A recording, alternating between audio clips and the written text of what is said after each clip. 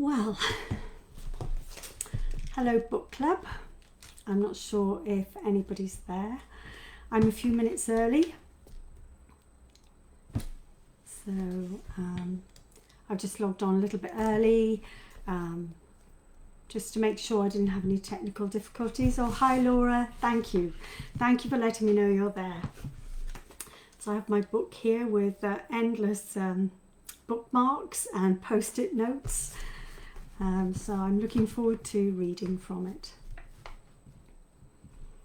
So we'll just see, give people a chance to join. Thank you, Laura. Thank you for joining. Lovely to see you too. Hi, Carol Ann. I've actually earmarked one of your case studies in the book to read. I've got rather a lot earmarked, so I don't know if I'll get through everything, but I'm certainly looking forward to sharing. Hi Belgium. Hi Dorothy in Belgium. Thank you for joining. Hi Nina.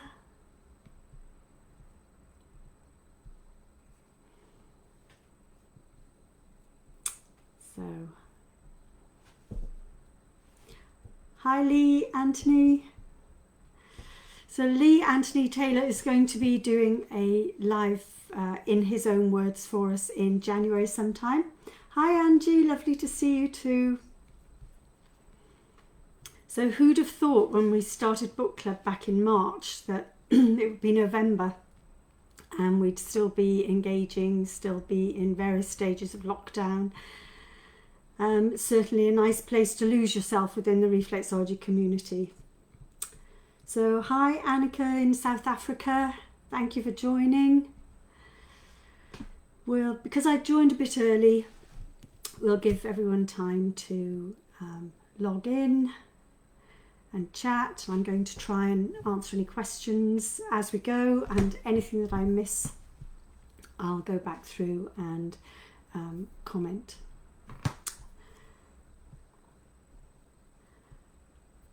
Hi Jill, good question. What have I done to keep my dog quiet? Okay, I took him for a very long walk.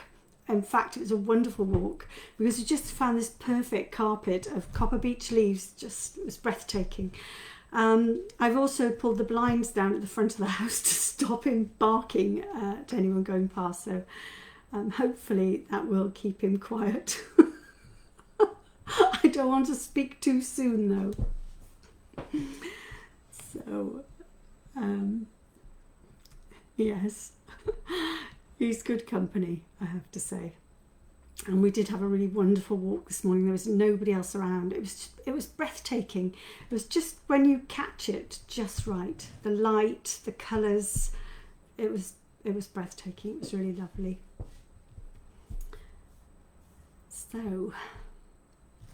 So how is everyone? Do let me know if you have any questions. Drop them in the thread.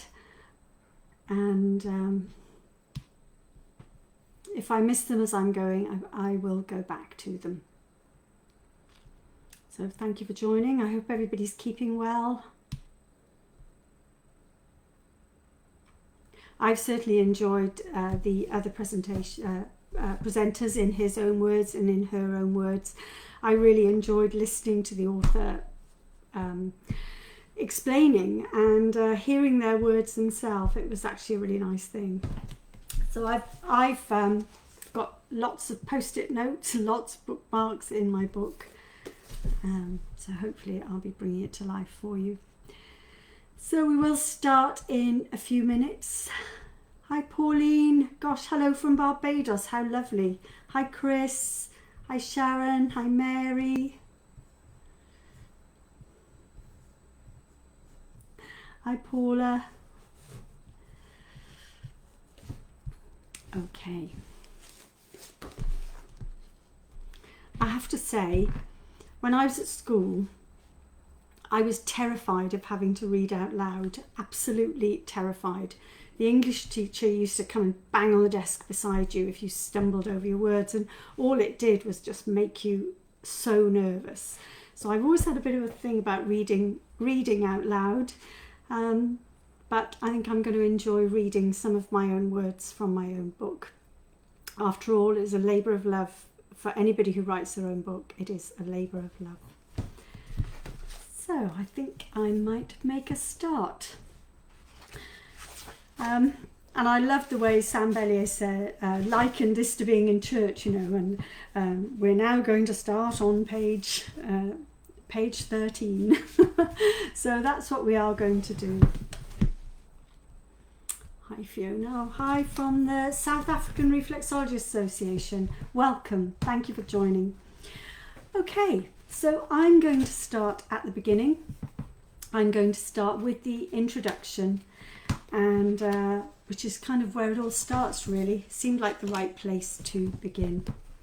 So, introduction. This is actually, joking aside, this is page 13 for anybody else who wants to follow. This book is a labour of love about my reflexology journey and the creation of Reflexology Lymph Drainage, RLD. You will learn about the first principles of RLD and how the desire to help patients with breast cancer-related lymphedema inspired me to research and develop the original treatment protocol. For this innovation to be successful, I had to think outside the box and forge my own pathway. As a result, I figured out how to isolate the reflexes of the lymphatic system on the feet and work in a methodical order to cause a beneficial effect on the body. This approach has delivered consistent, phenomenal results. The facts and figures underline the impact my method of RLD has when these techniques are applied. There is such a positive ripple effect on quality of life when the swelling diminishes and the lost self-confidence returns. To many people, it is a gift of hope in a previously hopeless situation. From my clinical experience, I knew RLD was working, and being able to measure the results is an exciting prospect for us all. You will find out in this book what happened when I took a few small steps towards research. See the ripple effect and the results of the studies which followed. Learn why RLD flows sequentially and how each reflex has a role in stimulating the drainage function. Discover how to map these reflexes on the feet and hands using the anatomical reflection theory of reflexology and understanding the relationship of each. For this purpose, I've included a simple review of the lymphatic system that explains why RLD moves in a defined logical sequence to achieve these potentially life-changing results. Follow the beautifully illustrated step-by-step guide for reflexologists to implement the RLD protocol laid out in this book. It can be used as a standalone treatment, and ultimately it provides a simple and effective tool for the reflexology toolbox, one that is easy to integrate into your everyday practice. Learn how reflexology treatment enables tangible and intangible outcomes to be measured, and why data collection and analysis is beneficial to our profession. Consider the value in the eyes of other healthcare providers and, importantly, those who are responsible for the allocation of future healthcare funding. Bridging the gap between reflexology practice and proving its worth is notoriously difficult. I hope that my initial RLD research project may form the cornerstone of future studies which will contribute to the understanding and integration of reflexology. By working together in a consistent manner to build a compelling body of evidence, I believe we can continue to expand the credibility and reach of our profession together. And I've got a nice quote from Plato here. Human behaviour flows from three main sources: desire, emotion, and knowledge. The creation of RLD came from the desire to help relieve the physical and emotional symptoms of lymphedema. With knowledge of the lymphatic system and manual lymph drainage, I learnt to question things rather than just to ask questions. I invite reflexologists all over the world to join me on this remarkable reflexology journey, and this book shows how you can be part of it. So that's the introduction. I think I might just see if there are... Okay, hello, Nikki. I'll get back to you with that one. Well, actually, I might as well answer now. So you've asked, when treating people with leg lymphedema, do you omit the arm reflexes and only work the leg ones? You can do this if there's only swelling in the legs, or there's no harm in working both. So it depends on the individual client, and it's entirely up to you. Hi Joan, Kit, Helen. Hello Helen. Mary. Thank you, Mary. Mary did a great talk the other day in her own words, and I'm really looking forward to her book coming out.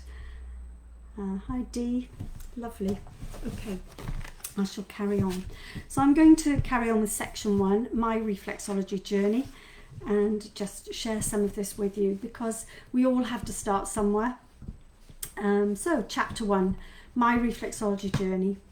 Reflexology serendipitously found me when I needed it most, and like a magic carpet, it picked me up before I hit rock bottom.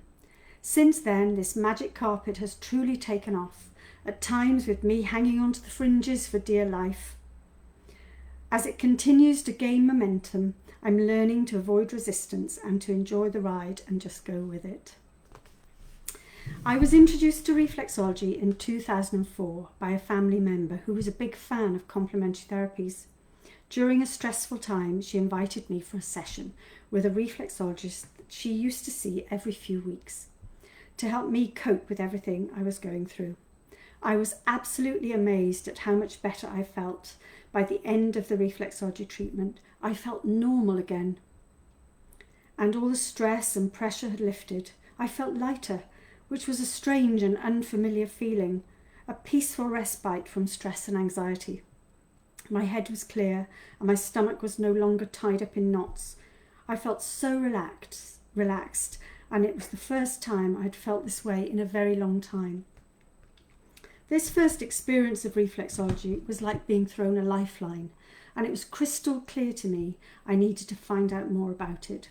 Within a few months, I enrolled at the local further education college on a holistic therapy course which included reflexology.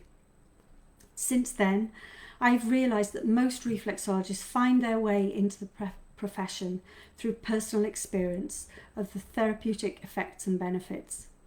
You never forget that first positive reflexology session, and to this day, I completely understand when people say they feel normal and lighter. Whether it's physically or emotionally, it's all good. Initially, I was only interested in the reflexology course, but this was part-time and expensive. Luckily, the full-time course was free to adult learners in Wales, and it included reflexology. I shall always be grateful for the opportunity that funded adult education in Wales gave to me. The syllabus included several modalities: massage, aromatherapy, reflexology, anatomy and physiology, health and safety. It was just the beginning of an enlightening and inspiring journey into the world of complementary therapies. Thanks to the course tutor, Ted Kelland, who had a wonderful ability to inspire learners, I became truly engaged in education for the first time in my life, albeit late, in my mid-40s. But it was the right time for me, and I loved every second of it. Much of Ted's philosophy came from life experience. He had the ability to put things in perspective with anecdotal stories to make them relevant. Strange though it may seem for a lecturer in complementary therapies, his previous career was as a Royal Marine Commando in the Special Forces, spanning 25 years. Much of his time in the military was spent overseas, where he first developed an interest in complementary and alternative medicine. Amongst other things, he had studied Chinese medicine, acupuncture, herbal and energy medicine, and reflexology in China, crystal therapy in Hawaii, and he was also a master of 7 different martial arts. Tuition and theory bodywork classes went above and beyond the syllabus and the standard learning objectives for certification with the awarding body. Instead of a box-ticking exercise, for example, learning to identify the bones of the skeletal system by labelling a picture, he required a 2,000-word essay about the structure and function for each system of the body and insisted on Harvard referencing. Years later, I was grateful for his gentle introduction to academia. It was definitely a foundation that stood me well. TED was on a mission to inspire learners. It was engaging and interesting, and I was totally captivated, completely absorbed and inspired. So much can be achieved with praise and the right encouragement. Although I decided to concentrate on reflexology, it was some time later that I really appreciated the true value of the width of my learning. As with many complementary therapies, there is often an overlap between modalities, similarities which date back thousands of years. Reflexology is widely believed to have roots in ancient cultures: Egyptian, Chinese, Greek, Indian, and Roman. So where did it all begin? Surely there must be something in it for so many of the ancient cultures to lay claim to it. The historical holistic approach to well-being championed by TED is based on the idea that reflexology and other complementary therapies are used to stay well rather than to fix things when they go wrong. In 2016, I was lucky enough to be invited to visit China, surely the ultimate destination for a reflexologist. This gave me the chance to compare and contrast my approach against techniques that have changed little for thousands of years. And then see chapter 11. I'm going to read a little bit from chapter 11 afterwards. So there is a distinct lack of scientific research that proves conclusively that reflexology works. But on the other hand, there is not much to prove that it does not work either. The single most important lesson I learnt from TED was to question things and to become a free thinker.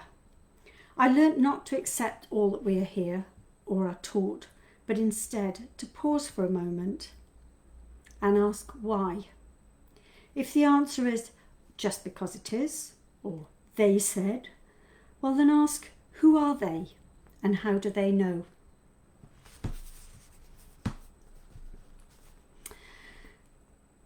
So the learning outcomes of the course required things to be done in a certain way, which he taught, while best practice in reflexology training is often questionable and subject to much discussion and debate.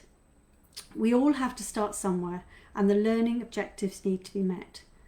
These vary greatly and depend very much on the syllabus of the awarding body, the approach and life experiences of the tutor, different foot maps, and of course personal experience and interpretation of all of this.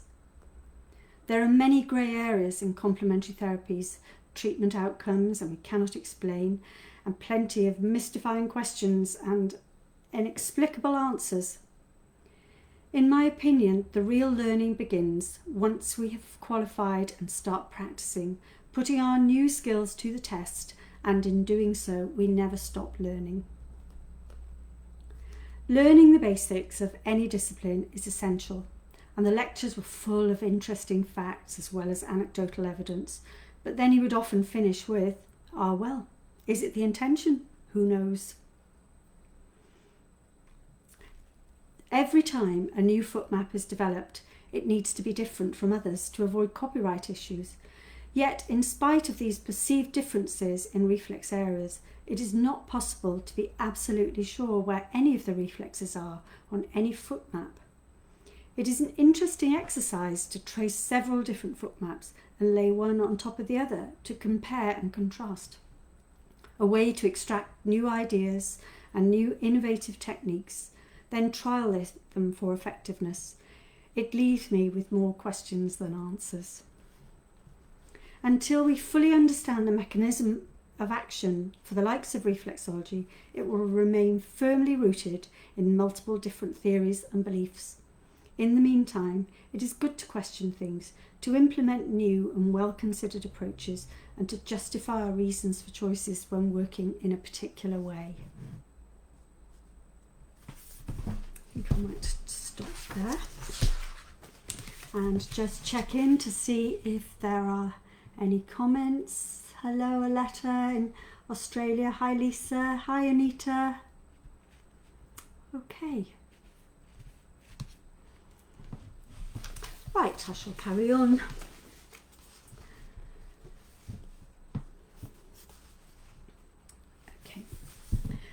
So I'm going to jump now to page 21. Pertinence and logic helped to inspire me with the clinical application of reflexology lymph drainage and the subsequent research and development. It was this fundamental principle of questioning things rather than just accepting all that we are told. In trying to comprehend the bigger therapeutic picture of reflexology, its methods, history, beliefs, foot maps, efficacy, and ultimately the mechanism of action. What would happen if the lymphatic system reflexes on the feet were isolated and worked in a way to mirror manual lymph drainage? There is so much to consider. After this first course, I was hungry for more knowledge and a greater understanding, as it had left me with so many unanswered questions. A case of the more I learn, the less I know, which continues to this day. The experience of giving and receiving treatments, as well as all the case study work and reflective practice during the training, was a revelation. It was the beginning of a journey of personal development, enlightenment, and freedom from many self-limiting beliefs. Slowly and surely, after qualifying, I began to build up a small private practice. Attracting clients can be the biggest challenge to a newly qualified therapist. In the early years, I tried all sorts of marketing strategies without ever paying for advertising. I designed, printed and delivered thousands of local flyers with approximately less than a 1% response rate. There was a local natural health show where I had a stand with a colleague, and here we provided endless taster sessions of reflexology. In my experience, word of mouth is the best form of marketing, and it only takes a few regular clients and satisfied customers to start spreading the word, and soon the client base begins to grow. This proactive approach to marketing involved giving talks to local businesses, networking groups, schools, women's groups, the WI, charities and support groups, something I really enjoy doing to this day. A year later, through a chance meeting with another therapist at a CPD course, I first heard about the Hospice of the Valleys, and within a few months was offered a position working there, part-time as one of a team of complementary therapists. Hospice of the Valleys is a charity based in the South Wales Valleys, founded in 1991 by Dr. Richard Lamerton, who had a vision for future cancer care in Blaenau Gwent. He was inspired after working alongside Dame Cicely Saunders, a leading figure in the campaign to establish hospices around the world. She is credited with being the founder of the modern hospice movement, with an international reputation for influencing thinking about death in many countries. Dame Cicely believed that the final days of a person's life could be made happy, and she helped to change society's attitudes towards the end of life and dying. And a quote from Dame Cicely Saunders: "You matter because you are you, and you matter to the last moment of your life," which is a lovely quote. At the time, the Hospice of the Valleys was a hospice without walls and did not have its own premises, only rented office space. The medical team saw patients in their homes, as well as a number of satellite drop-in clinics where patients and their carers could attend for help and support. These clinics were informal and provided a very caring, nurturing and holistic environment for all service users. They were run by specialist nurses with the support of social workers, complementary therapists and volunteer hostesses and drivers who looked after everyone. There was always a warm Welsh welcome and plentiful supply of tea, coffee and homemade cakes. So I'm just going to check, see if there's any comments. See if anyone's still there. Hi Charlie. Oh, I love your protocol. I've had many positive results and thrilled clients. That's wonderful to hear. Thank you. Hi Tundi, Lila, Silla. Hi Tracy, Yvette, Nita. Great. Okay. So do stop me and ask me any questions if you'd like to. Otherwise, I'm just going to keep reading if I haven't lost my space. No, okay.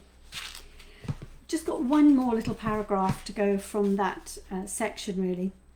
So being part of this supportive multidiscipline team was a privilege. Witnessing firsthand how complementary therapies are being used to make a real difference to the quality of people's lives and deaths made it very rewarding work. The simple things such as a woman being able to wear her wedding ring again at the end of life should not be underestimated in their importance.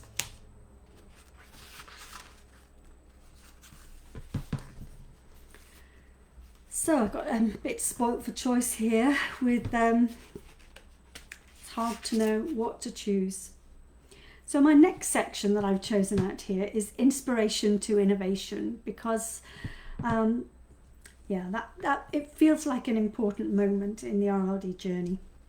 So we're on page 28 and the heading is Inspiration to Innovation. My passion for reflexology continued to grow, and the clinical experience supported my belief in the therapeutic possibilities. This provided me with the confidence to think outside the box. Sessions at the drop-in clinics were time limited. It was not possible to do a full reflexology treatment unless you rushed through all the reflexes, which I find unsatisfactory. Instead of doing this, mine was a different approach. Treatment always depended on how the patient was on that day. I would respectfully ask about their main concerns before deciding how best to give an adaptive, shorter reflexology treatment, which was always tailored accordingly to best meet their needs and ensure safe practice. This time-limited, problem-specific reflexology treatment usually starts by gently working the diaphragm reflex, nervous system and spinal cord reflexes before focusing on a more problem-specific area or system of the body. The patient's main concerns are often related to the side effects from a cocktail of medications. A common complaint, for example, would be constipation, a recognised and well-documented known side effect of some of the painkiller medication. As reflexologists, it's widely accepted that reflexology can help the body with digestion and elimination imbalances. A reflexology treatment plan for patients with this unwelcome side effect of constipation would focus on all the digestion and elimination reflexes after working the diaphragm and spinal cord reflexes. The rationale behind this is that by working the diaphragm, all 10 zones of the body were covered, and the nervous system and spinal cord would reach everything else before tailoring the rest to a more specific problem. I believe we should always work anatomically and in harmony with the body, stimulating the colon reflex in a clockwise direction to support the elimination and function of the digestive system. Work the large intestine reflex clockwise from the ascending colon to the transverse colon, then the descending colon and sigmoid colon. Many of the patients who received this adaptive approach to reflexology treatment reported positive benefits, often immediately. The more this happened, the more I adapted my approach to all reflexology treatment for many other presenting problems and side effects often seen in the clinics. As previously mentioned, I believe it's good practice to understand the underlying causes for presenting conditions and modify each session to the individual. The realization that it's possible to give an effective targeted reflexology treatment without working all the reflexes for every system of the body was a light bulb moment. Reflexology really does work.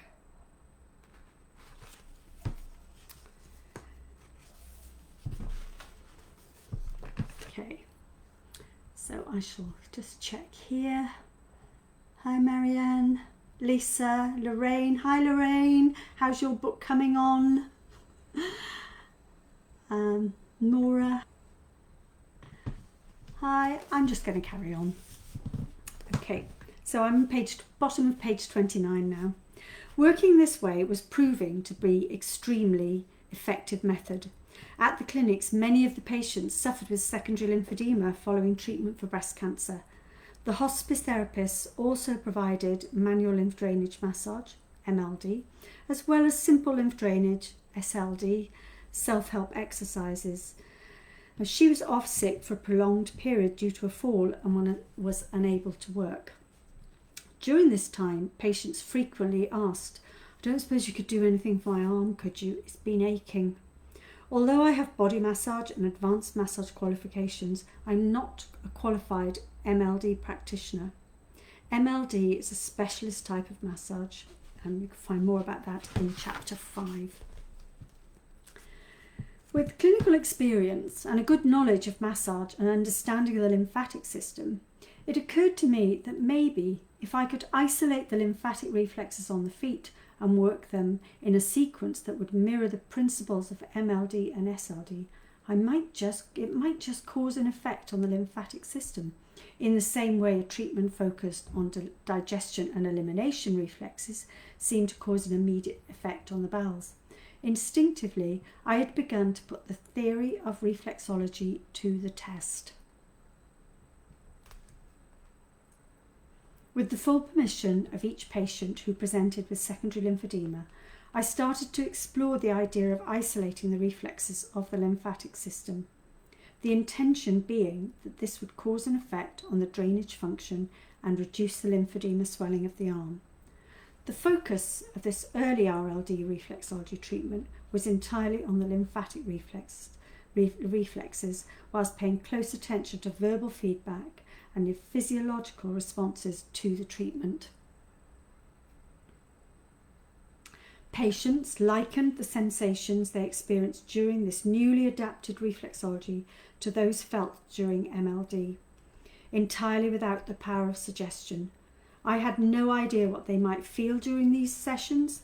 Some of the sensations included a very light pins and needles, tingling, light feathering, fluttering, a ripple, a wave, flow and movement in the arms.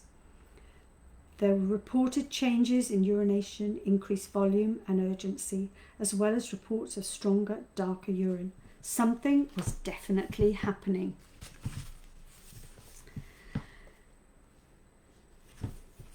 As the weeks passed and more of the patients heard about the perceived effects, they too wanted to try this adapted reflexology for their lymphedema after seeing the results others were experiencing. The results seemed to be almost instantaneous, and the effects, which included visibly looser clothing and jewellery, improved range of movement of the shoulder and less discomfort and pain. Patients also reported the results were lasting from 1 week to the next. Some found they could wear clothes they had not been able to wear for months, sometimes years, because they had become too tight in the arm. The results were truly astounding. And just something else I want to read here. So, less is more with the power of suggestion, and to this day, still something I avoid when it comes to what may be felt during any reflexology treatment. If asked, what will I feel during the treatment? My usual vague answer is, oh, everybody is different. By keeping it vague, we avoid the power of suggestion, and in doing so, any feedback is authentic.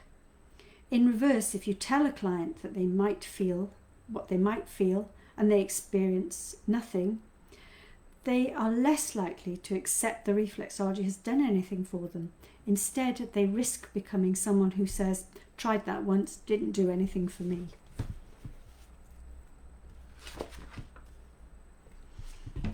So I think I'll just stop there. Thank you, Maura. I look forward to seeing you on a course sometime. I hope you enjoy the book.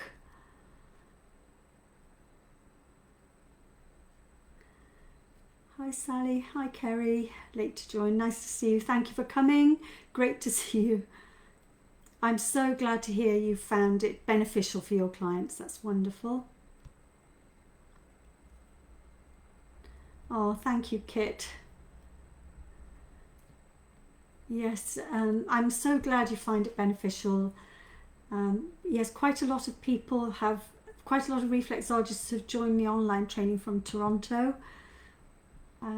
Wonderful. Hi, Pauline. Okay, Hi Mandy. Okay, so Mandy Priest will be doing the next in her own words. Mandy's book is Being Rock, all about listening and her experiences, which I'm looking forward to. It's a great little book. So I'm going to carry on. Check the time there. I think I'm going to jump to a few highlights from the research. Just a few, the first study that we did, from a few highlights from some of the participants. Because it's often the small things, it's not what we can measure, it's the small things that make all the difference to somebody's quality of life. So participant 1, I'm jumped to page 50 now, a few highlights is the heading. Participant 1, P1, was 62 years old and had suffered lymphedema for 7 years in her right dominant arm, which was 15.4% bigger than the normal arm and contained 358 millilitres. By week 6, she had lost 289 of this, and her swollen arm was now only 3% bigger than, and best of all, she felt normal again. She had been knitting a shawl for her new grandchild. Before RLD, it was a slow process, which made her arm ache after knitting only 2 rows, and she would have to stop and rest. With a reduction in swelling, she managed to finish the shawl in record time. Participant 3 was the youngest of the group at 38 years old. She'd suffered lymphedema for 8 years in her right dominant arm, which was 19.5% bigger than the left arm and contained 456 mils. That is almost half a litre of fluid. Imagine this as a bottle of water in a handbag, the weight and the pressure this puts on the shoulder. She also had a lot of swelling in the deltoid area of the shoulder, above the measurable cylinder of the arm. It was so swollen she had to go up a dress size. And even then, clothing fabric had to be stretchy. She was very self-conscious about this. In the 3rd week, she arrived for her appointment looking radiant in a new outfit, thrilled to have dropped a dress size because the swelling had reduced so much that she was positively glowing. With renewed confidence and a spring in her step, the next week she joined a gym and started doing Zumba. Previously, she had been too self-conscious about the swelling, fearing people would stare at her arm, and this prevented her from exercising.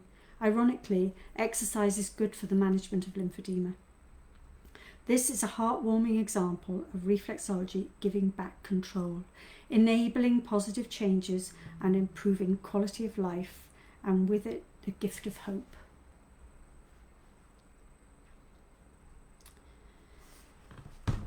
So, I'm now all my bookmarks are falling out, so I'm now going to jump again to a poem that came from one of the participants of the 2nd research study. So, Lymphedema Poem. It just says, I'll read the page, on page 75 of the book. Lymphedema can have a devastating effect on breast cancer survivors, physically and emotionally. This touching poem was written by one of the participants in the research.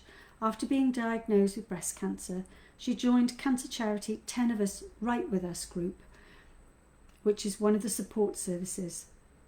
She went on to write and successfully published several children's books. The poem, Lymphedema. I knew it could happen, but then I forgot, until someone pointed it out. My arm was quite swollen, my fingers as well. Lymphedema, there could be no doubt. Just a year and a half down the line it had been, so I should have been more prepared. The clinic provided both mitten and sleeve, and my worries were openly aired. The lymphatic system now needs to be drained, and some things I had to be shown. Exercise, massage and special skin care, but now I do daily alone. In spite of reluctant acceptance of this, as these garments have to compress, in helping the lymph circulatory flow, now part of my life I confess. With a few broken nails and quite a bruised chin, through stretching the sleeve up my arm, now fully aware of new hazards ahead, could actually do me more harm. Not wearing my rings did upset me the most, but I have an alternative hand. So when in glad rags, my mittens removed, revealing my gold wedding band. Always gets me, that poem.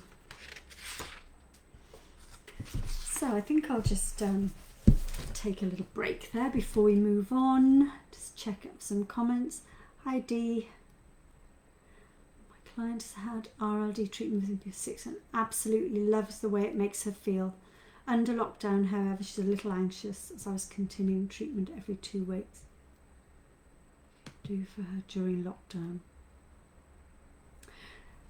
Dee, it's always difficult to comment on any one case as to whether or not the swelling is likely to return. It depends very much on her, whether maybe she's doing some daily exercises, maybe she's been shown some simple lymph drainage by the lymphedema clinic. But exercising is good. Now there is a very good resources. The Lymphedema Support Network is a UK-based charity. They have a really good YouTube channel with some yoga exercises and things that are specifically designed for lymphedema. So it might be worth pointing her in that direction. Thank you, Mandy. Yeah, I think that's a beautiful poem as well. Okay. So I shall carry on. I'm going to jump now. I'm going to jump to page 149, part of chapter 7, Clinical Reasoning and Best Practice. So starting at the top of page 149, just to help people to understand a little bit of what people are going through with this. In the years of working at the hospice, I used to go home after the clinics and read about symptoms of the disease and side effects of treatments and the medication. This is still part of my clinical practice as it provides a certain level of understanding.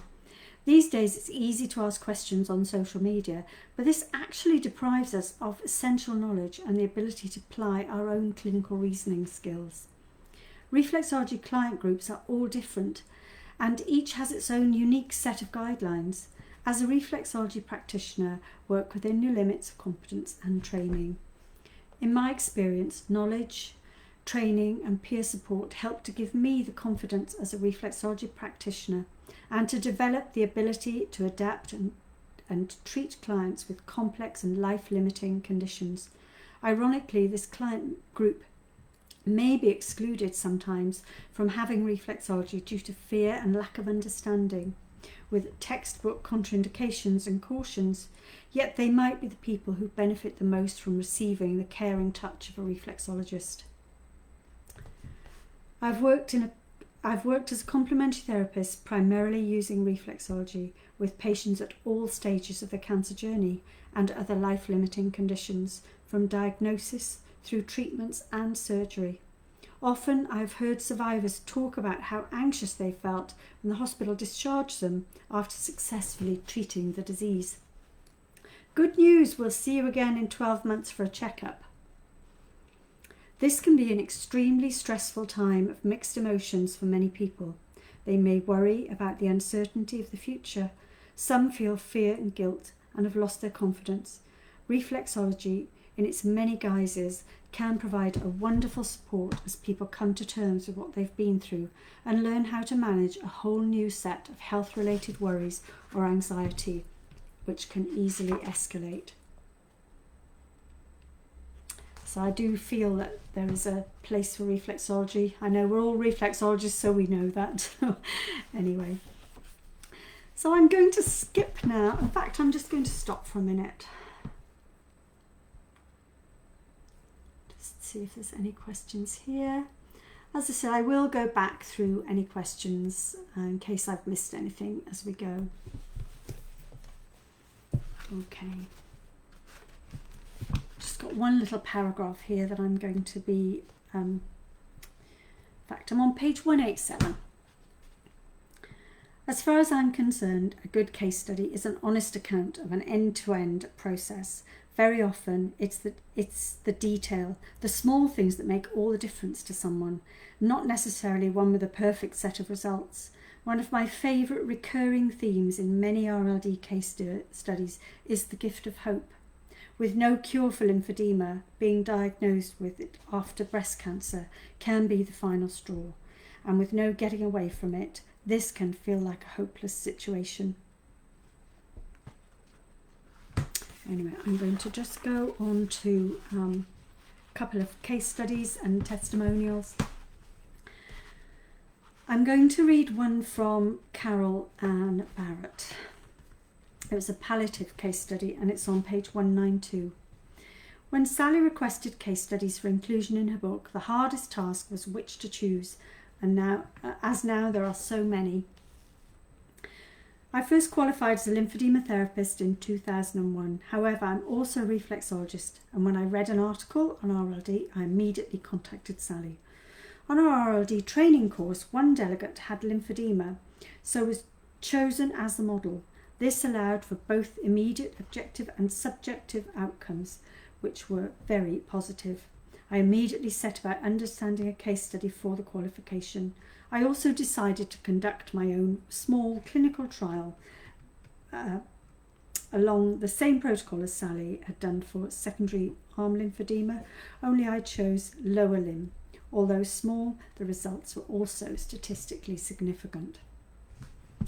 A terminally ill patient with gross unilateral lymphedema was referred to me for palliative MLD.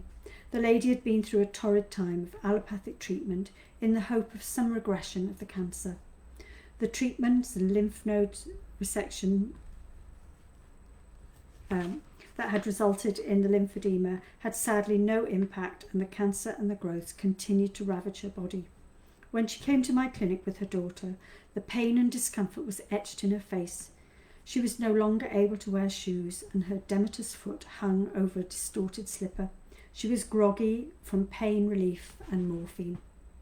I examined her leg and listened carefully to her recounting the journey that had led her to my clinic. As she spoke, her daughter wiped away a tear. She also looked exhausted and helpless, desperate for anything to relieve her mother's agony. Her limb was solid, with a positive Stemmer's sign, and she was unable to flex her knee. Once comfortable on the plinth, I decided to do RLD. With the pressure of the lesions on the pelvis and the groin, and resection of the inguinal lymph nodes, I felt the contralateral drainage route for MLD would be compromised. I had hypothesized in my RLD treatments that whilst MLD exerted epiphyseal push on the initial lymphatics and the inertia could activate deeper drainage pathways, I felt that RLD was having a deeper suctioning effect. During treatments, the patient commented they could feel the lymph moving and draining from her limbs. As I worked judiciously on this patient, she started to drift in and out of gentle slumber. I looked over at her daughter, who smiled back with a look of amazement on her face as she saw the edema in her mother's foot reducing before her eyes. At the end of the session, her mother reported that she no longer felt pain in her pelvis. When she came to put her foot back in her slipper, she announced in excitement that the slipper was now too big for her foot. She looked younger in years, with an incredulous smile on her face, as if I'd performed some sort of magic. It was magic, and the capacity for the body to respond to such a powerful way, such a gentle touch, never ceases to amaze me. As she had been my last patient that day, I rang the daughter the next morning to inquire about how her mother was. The daughter informed me that her mother had dozed off in the chair most of the evening, had slept well all through the night, something that she'd not done for a while, and had not needed the pain relief or breakthrough pain medication. She had just woken, was smiling, and was asking when her next session was. I had the privilege of treating this lady on a further 2 occasions before she passed away. Her daughter was grateful that her mother had been helped in such a positive way. The positive ripple effect of RLD stands out in this case. Ann uses RLD to help the patient who is suffering greatly. This was distressing for her daughter, who looked exhausted and helpless and was desperate for anything to relieve her mother's agony. She was able to see the relief her mum experienced receiving RLD from Carol Ann. So, looking at the time, it seems to have run away. I'm just going to check here.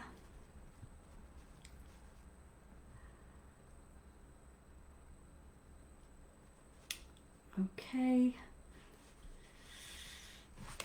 So I think I'll just carry on a little bit here. I've got one very short testimonial that I'm going to share from page 211. So Jan Rose, reflexologist, and the heading is Suitcase to Clutch Bag. This is what my new client says about her lymphedema.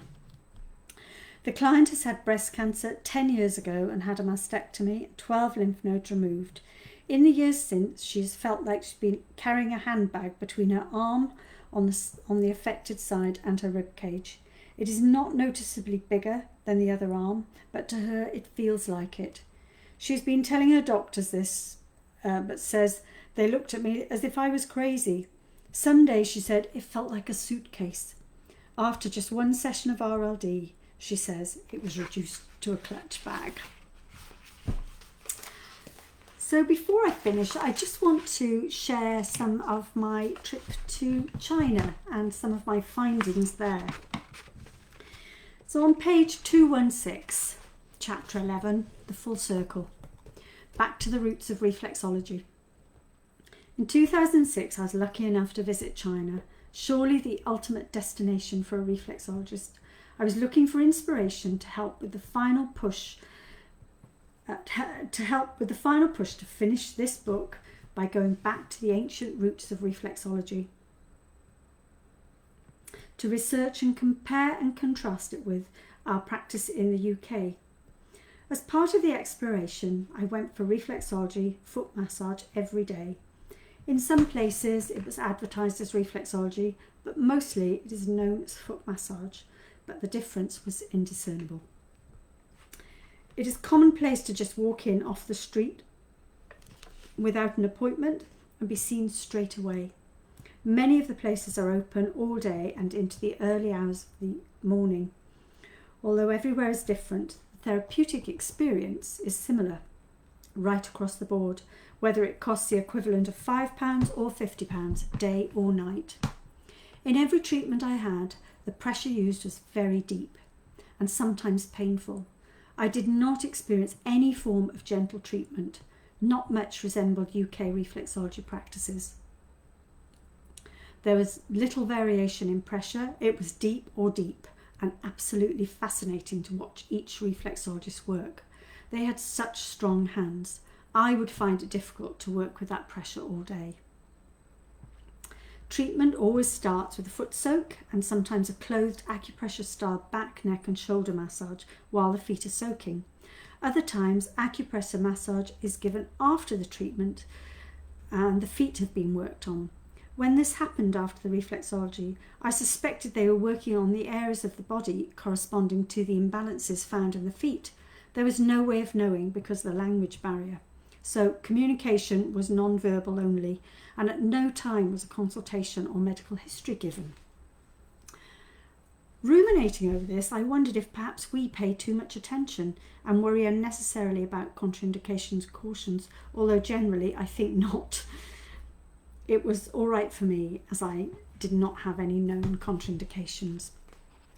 Eagerly watching others receiving reflexology in the other chairs in the room, deep pressure was being applied all round, and yet they did not seem to flinch like I did.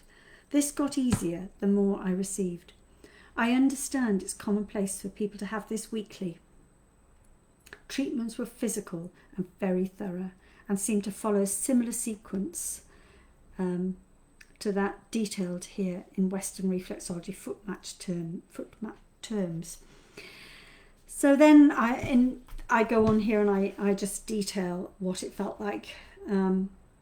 Plenty of tender spots and sort of good pain. But I'm very aware of the time, so I I've got a little quote I want to finish with, but before I do, I want to just check in and make sure nobody has any questions or comments. Thank you for joining. Thank you, Lynn. I remember how energised you were after receiving your treatment. I always remember that. Mary, hi Mary. Thank you for joining. Okay, so I am going to just finish off with just a little quote from page 40. I was going to read the last chapter as well, but I'm going to finish here on page 40. If you believe in something good, keep going and never give up, no matter how turbulent the waters. Be led by your dreams. One small step at a time is all it takes to move forward, onwards and upwards. So thank you everybody for joining me. I hope you've enjoyed that. And I look forward to hearing from you. I will answer all the comments and get back to you. I hope everybody's keeping well. And so if you'd like any more information, there's the Reflexology Lymph Drainage webpage, as well as the Facebook page. But for now, it's book club time. And next week we've got 2 speakers. So we've got Mandy Priest, who I mentioned, and Malcolm Stern. I'm very much looking forward to both. I'm sure they'll both be absolutely fascinating. So thank you. Just see if there's any comments here. Thank you, Mary. Thank you, Dee.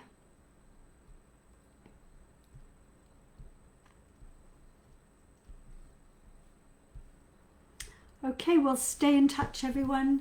Stay well, stay safe, and I look forward to hearing from you. Be well. Bye for now.